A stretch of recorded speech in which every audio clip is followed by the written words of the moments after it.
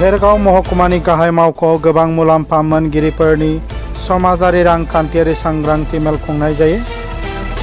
बिटिसिनि इएम दावबायसा बर'आ सनिबाराव भेरगाव बियाबनि भेरगाव महकुमा पेरेड ग्राउन्डआव खुंनाय मुलाम्फा मोनगिरिफोरनि समाजारि रांखान्थियारि सांग्रांथि मेलाव बराय बिबुंथि लाखियो।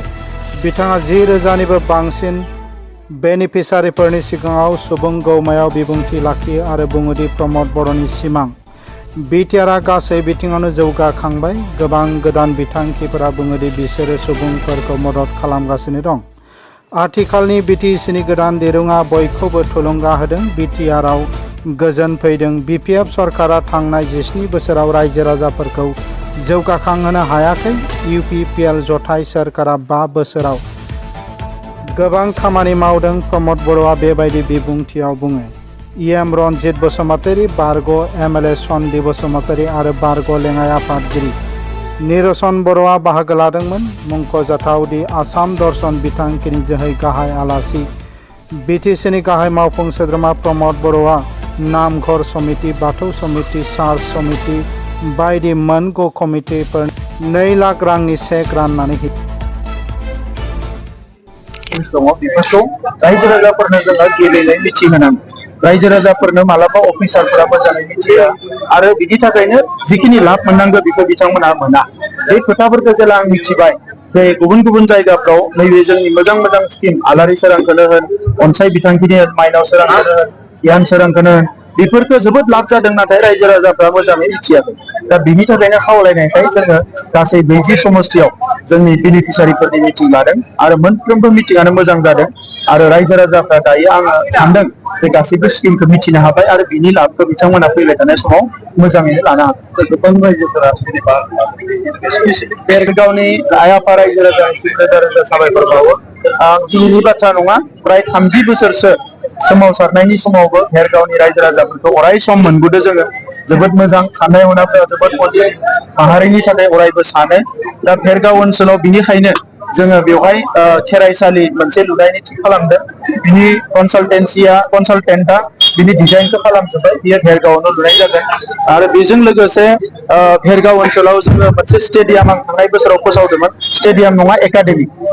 जोंहा देबनाथ बसुमतारीनि मुङाव मोनसे भलिबल एकाडेमि, बिसोर थाबैनो आं बिनि अन्थाइ खाम्फा गायसनफैगोन। सुजित नार्जारी अडिट'रियाम जोङो मोनसे भेरगावआव मोनसे होदोंमोन, दा बेखौ मोननै होबाय, मोनसे डिमाकुसि साइडआव होनाय जाबाय।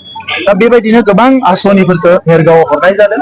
भेरगाव कलेजखौ जोङो माखासे स्पेसियेल एटेनसन होनाय जादों। बेबायदि गोबां आसनिफोरखौ अलरेडि भेरगावआव हरनाय जादों आरो भेरगाव ओनसोला जोंनि प्रायरिटि आरो ओंखायनो भेरगाव ओनसोलनि जौगानायखौ नैबे 5 बोसोराव जेसेबां हायो आरोबाव फैगोन 3 बोसोराव बिनि लामा सामा, गामिनि जेंना, थानसालि लुनाय मानाय बेखौ जों फोजोबगोन। बे थांखि दा मोनसे ডাঙৰীয়া উপস্থিত আছিলে আৰু আমাৰ ভেৰগাঁও সমষ্টিত অতি কমেও 15,000 হিতাধিকাৰী ইয়াত অংশগ্ৰহণ কৰিলে আৰু যিসকলে বিভিন্ন আঁচনি আমাৰ বিটিআৰ চৰকাৰ, অসম চৰকাৰ তথা ভাৰত চৰকাৰৰ পৰা পাই আছে, তেওঁলোকে আজি ইয়াত উপস্থিত থাকিলে আৰু আমাৰ পৰা স্পষ্টভাৱে কোৱা হৈছে যে তেওঁলোকে অৰুণোদয় পাই আছে 4,12,000। এই পইচাবিলাক আমি আচলতে কেনেকৈ খৰচা কৰিব লাগে, কেনেকৈ ব্যৱহাৰ কৰিব লাগে, PMAY ঘৰ পাইছে কেনেকৈ আমি বনাই ল'ব লাগে বা অন্যান্য আঁচনিবিলাক পাইছে কেনেকৈ বনাই ল'ব লাগে বা আমাৰ অৰুণোদয় আহি আছে, অৰুণোদয় আঁচনিটো আমি কাক কাক দিয়া হ'ব, কেনেকুৱা ধৰণৰ প্ৰচেছত দিয়া হ'ব আৰু ৰেচন কাৰ্ডৰ কাৰণে নতুনকৈ নাম অন্তৰ্ভুক্ত তথা নতুনকৈ এপ্লাই কৰিব পৰা এটা সুবিধা আকৌ আহিছে। সেইখিনি কেনেকুৱা কৰিব পাৰে তাৰ বিষয়ে আমি ৰাইজৰ লগত কথা পাতিলো আৰু ৰাইজে যথেষ্ট সুখী হৈছে আৰু আমি ভাবিছো আজিৰ এই সন্মিলনৰ যোগেদি তেওঁলোকে যথেষ্ট লাভান্বিত হ'ব।